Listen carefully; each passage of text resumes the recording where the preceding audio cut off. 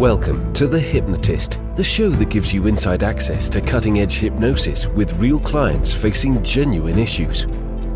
Brought to you by the hypnotherapist demanded by celebrities, CEOs, and even royalty, Adam Cox. These recordings took place live from Adam's clinic in London's world-famous Harley Street. This podcast features powerful hypnosis, so do not listen while driving or operating machinery. This recording is not suitable for those with epilepsy or severe mental health issues. So, get yourself comfortable and enjoy today's episode of The Hypnotist. Hi, it's Adam here, and in today's episode of The Hypnotist, you'll be listening to a hypnosis session designed to have a better relationship with alcohol.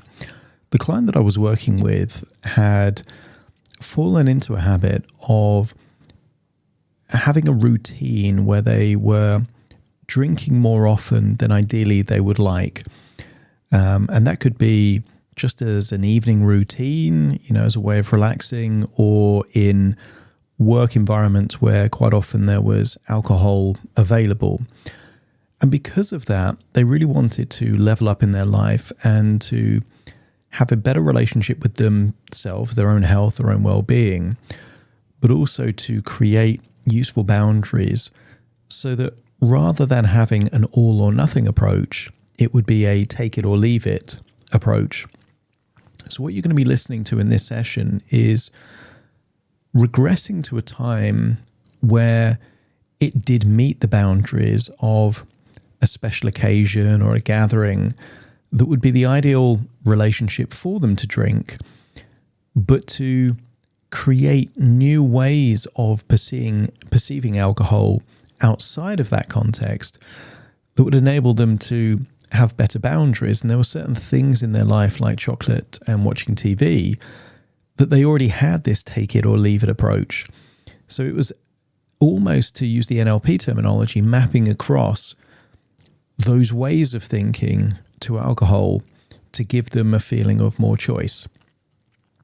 If you're listening to this and you want a better relationship with alcohol, maybe there's binging, maybe there's drinking too much, maybe there's a feeling of necessity that it's something you have to have, there will be a link in the show notes to schedule a free consultation call with me. I've helped many people change their relationship with alcohol, and I've also lived this as well for almost 5 years. Now I haven't drunk any alcohol because for me that was the ideal way to have the right kind of boundary. And there's certain things that you do need. You do need to eat and you do need to interact. So having a kind of all or nothing approach isn't right for certain things, but other things it can be. So whether you want to become teetotal or whether you want to have more moderation when it comes to alcohol, there is a link in the show notes that you can schedule a free consultation call to explore working with me. For now, though, it might be that this hypnosis session that was created for someone that wanted to only drink on special occasions and to reduce the amount they drink, that may be helpful for you. In which case, find a quiet place where you won't be disturbed to relax and enjoy the session.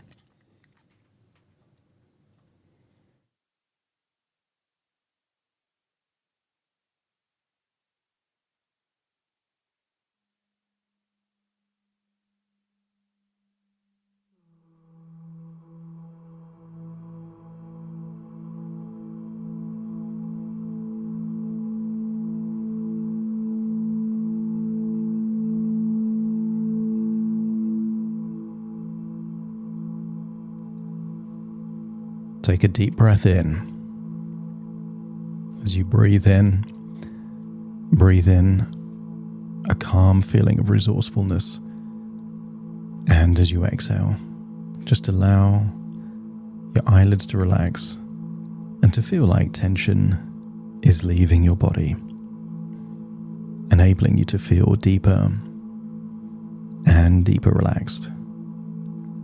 And as you relax, you start to notice any sensations of tension around your body, perhaps around your forehead,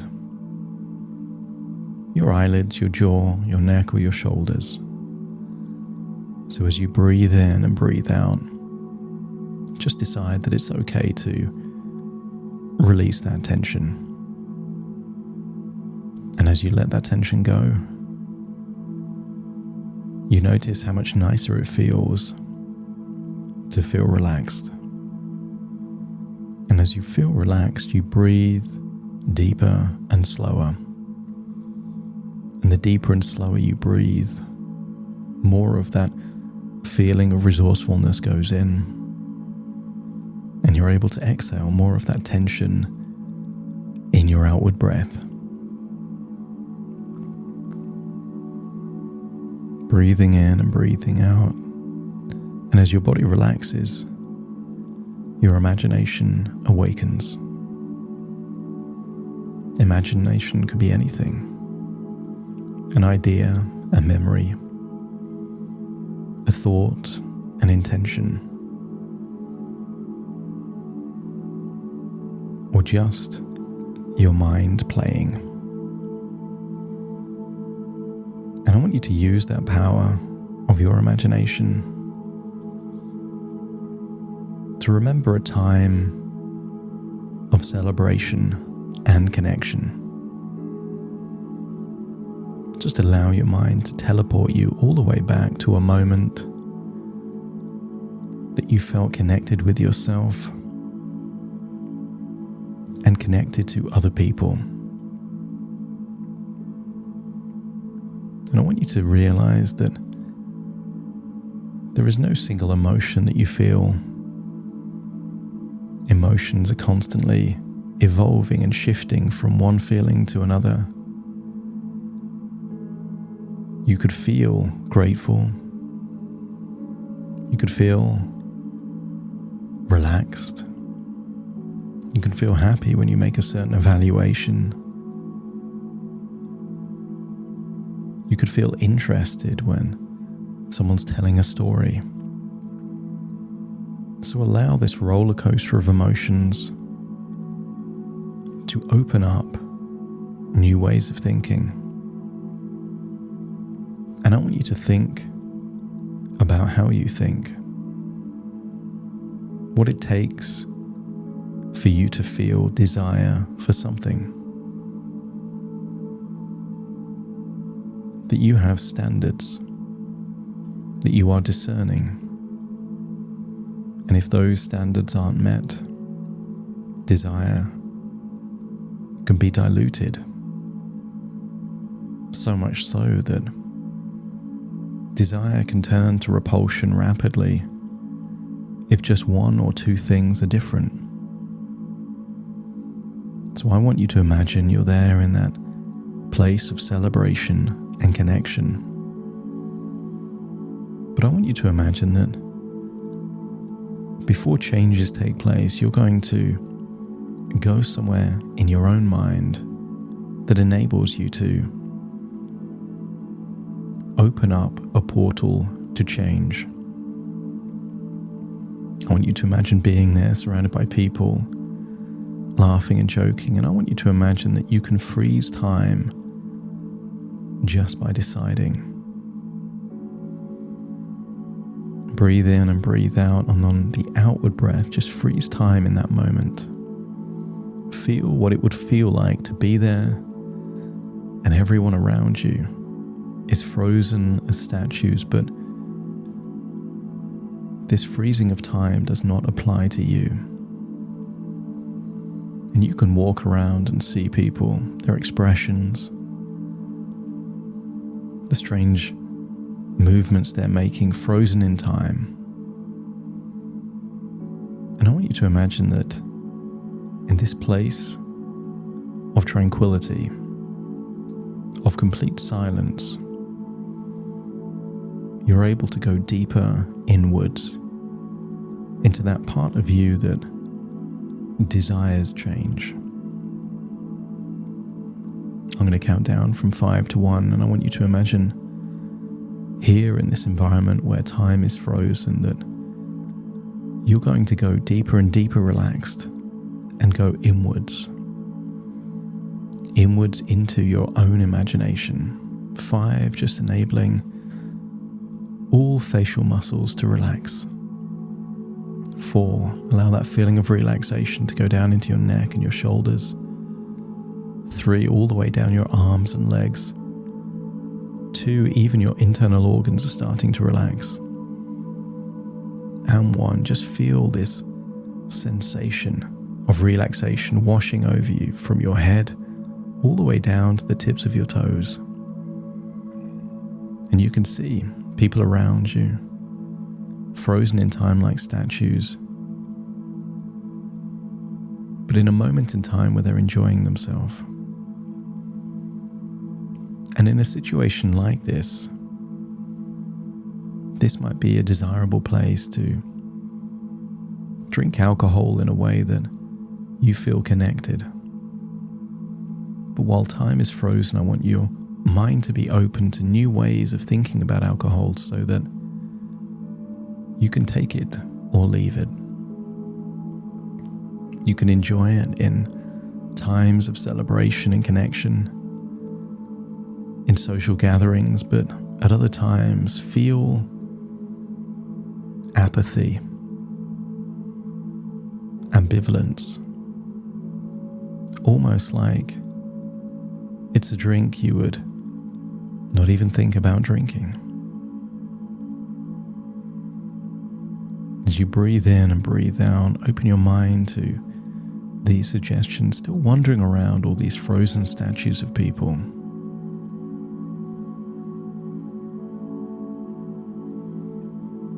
I want you to get a sense that things are always changing. The evaluations you make, your goals, your priorities. And I want you to get a sense that you have the ability to cultivate a mindset of moderation when it comes to alcohol consumption. You know there is diminishing returns. That if there is value from the first drink, the second drink gives less, and the third or fourth actually takes away sometimes even the good experiences of the first drink. You have a natural ability to recognize and honor your body's need for balance and how to optimize your health.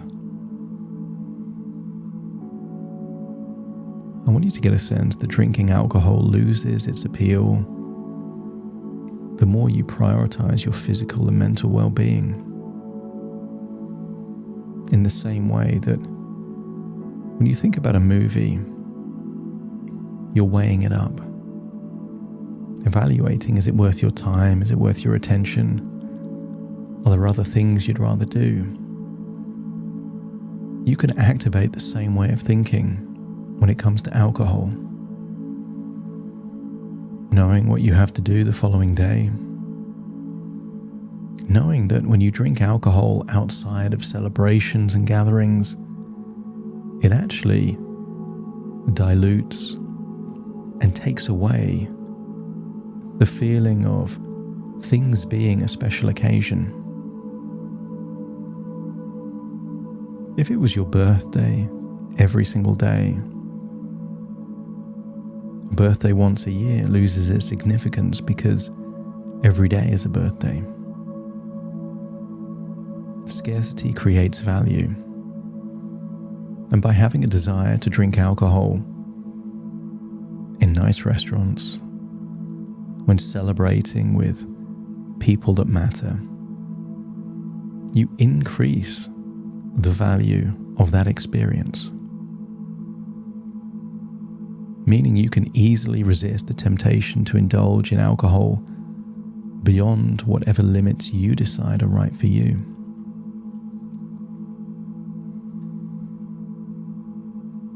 Your mind can be filled with images of vibrant health and vitality, but also you can think of alcohol in a way that makes it undesirable, creating those images of hangovers, maybe times when you were sick, or maybe poor quality alcohol that you've drunk in the past. I want you to get a sense that the images in your mind that you think of when you think of alcohol can either increase or decrease desire. And outside of special occasions, you will start thinking of alcohol being served in a dirty cup at the wrong temperature, poor quality wine that's just cheaply made. Perhaps, if it's outside of these social gatherings and special occasions, you could even imagine someone spitting into the wine or sneezing into the wine, doing something disgusting with that wine to make it less appealing.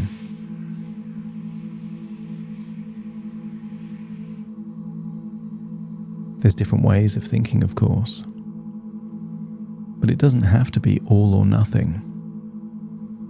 Instead, it could be take it or leave it. And with this take it or leave it attitude, you know that you have the true power in those conscious choices. So every time you say no, you become more empowered, more in control of your life. You set the boundaries. You decide yes or no. And in doing so, you actually make the relationship between you and alcohol something that you influence. Whereas for many people, it's the other way around. Alcohol is what influences them. For them, it might just be that it's available, that they see someone else drinking, or they've fallen into a habit. And as you decide that you set the rules, you set the boundaries, you set the parameters, it gives you a feeling of freedom and control.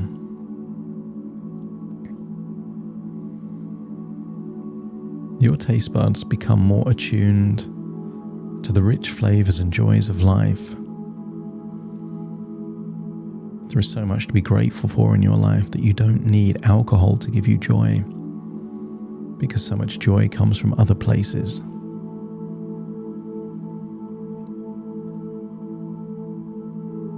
The thought of excessive drinking triggers feelings of discomfort and unease. You find fulfillment and enjoyment in socializing, particularly at events or conferences, awards and meetings with peers, without the need for alcohol as any kind of accessory. You take pride in choosing good quality, sparkling water as your drink of choice if you're in social situations and not celebrating.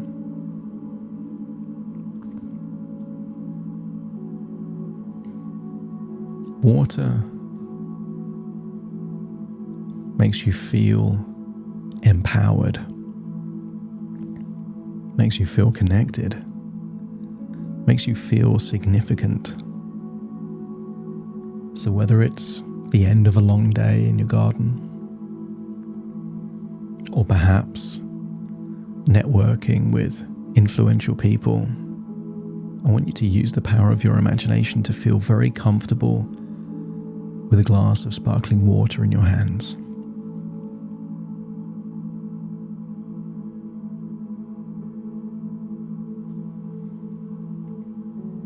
Unlock those feelings of confidence.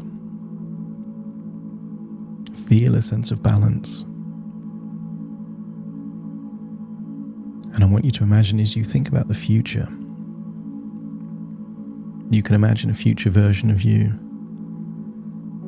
easily saying no to the idea of drinking on a weekday evening.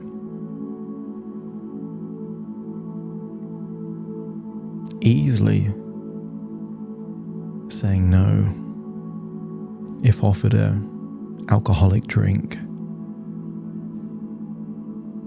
in a workplace environment.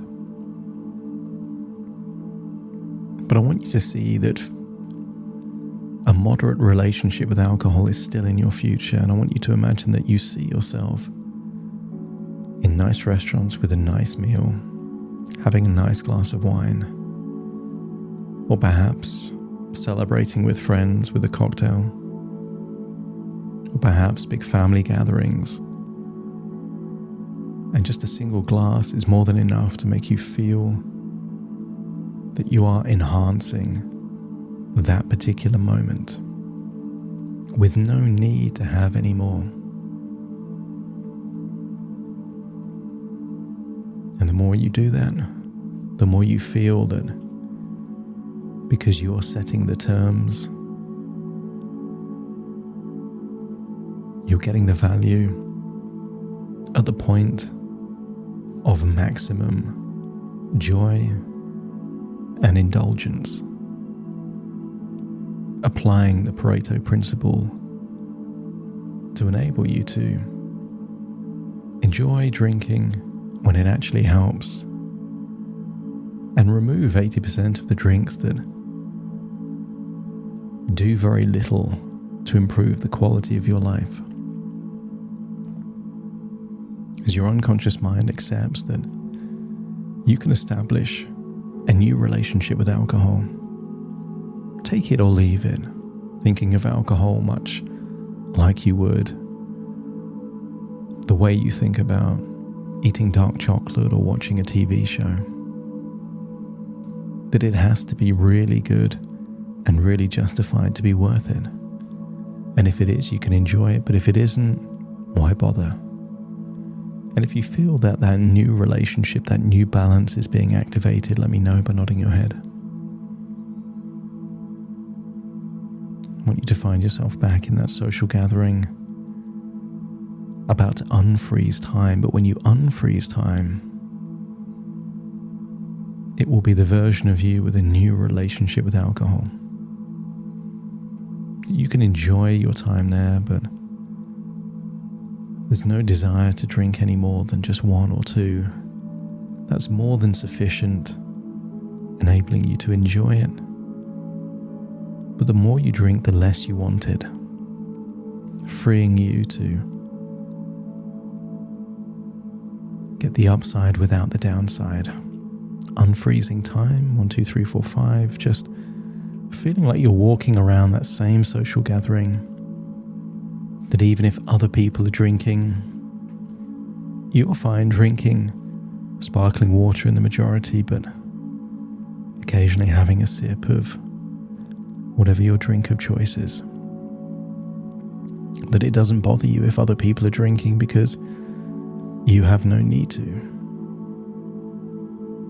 That the joy you get comes from feeling in control, feeling balanced, feeling like you're living life on your terms. And then imagine it's the end of that gathering and you appreciate the 1 or 2 drinks you've had, but also appreciate that you had no desire for any more. And also having no desire to drink at other times outside of special occasions, gatherings where you're with people that alcohol can enhance the experience. But outside of that, your desire just becomes something undesirable. And if your unconscious mind is happy with this new relationship, a relationship on your terms, let me know by nodding your head. Take a deep breath in through your nose and out through your nose. Just feel like you're returning to the present, but taking this new relationship with alcohol with you. And when you think about drinking alcohol in your home, just make the idea of that wine feel like it's far away in a store or in a cupboard. Imagine the color dull. Any thoughts of seeing it in a glass, just shrink that down and see it in a sealed bottle far away with no desire whatsoever. And even if you see Maybe your partner having a glass, there is still no desire that you have to join. There's no judgment. They can do what they do. But you're happy to be you, to be there, but making different choices. And very soon I will count from 1 to 10 to awaken you. You will awaken feeling resourceful, with clarity, with new boundaries and unconscious rules about when desire will be there and when it won't. Starting to count to awaken you. 1, 2, 3, waking up. 4, 5, 6, more alert. 7, 8, open your eyes, open your eyes. 9, 10, wide awake, wide awake, wide awake.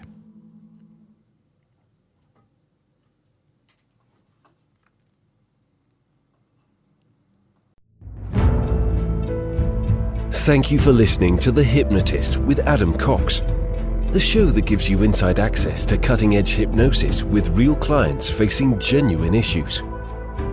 To automatically receive the latest episodes, please subscribe. If you'd like to support the show, please share this episode with just one friend you think it could help. And if this episode helped you, please leave us a 5-star review.